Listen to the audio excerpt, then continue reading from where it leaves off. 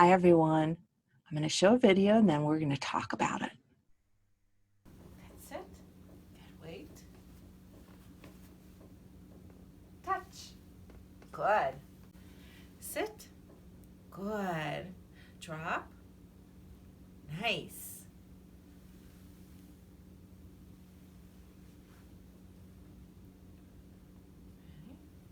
Good.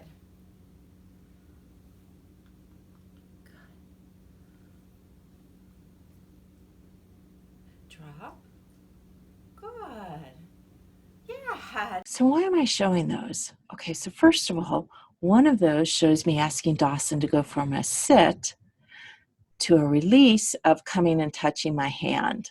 The other one shows me asking him to go from a stand to a sit, from a sit to a down, and then from a down to a sit. The reason that I'm showing that is because this came up in a lesson earlier this week. So when you ask your dog to do a behavior that your dog has known, and then you're asking it in a different context, if your dog doesn't do the behavior, it's not that your dog is being stubborn or obstinate, it's that it just doesn't get it. Your dog may understand doing a hand target from when he's standing up and he has to move to get your hand. But when you're asking your dog to get out of a stay position and go to your hand target, that's very different.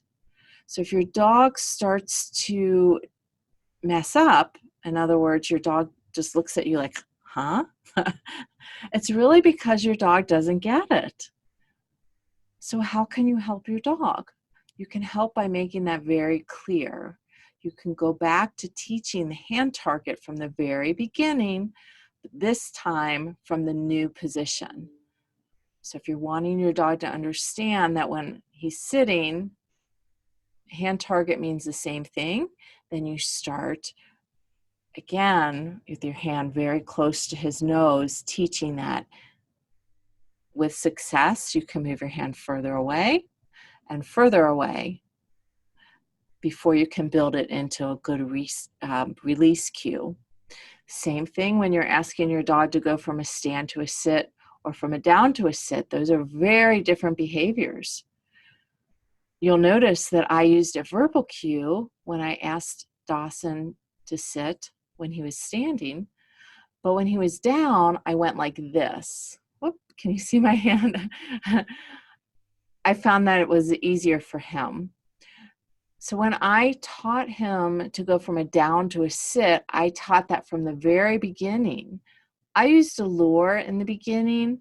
If you do that, you want to get the lure out of the equation quickly, but I used a piece of food from his down position, uh, almost at his nose, bringing his body up, and then clicking when he was in a sit position, doing that over and over and over again, and then adding the cue to that. I'm just saying this because remember that when you teach things to your dog, it's contextual with them.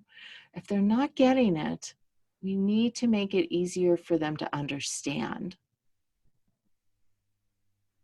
Then your dog will succeed, you will succeed, and you're going to have a lot more fun.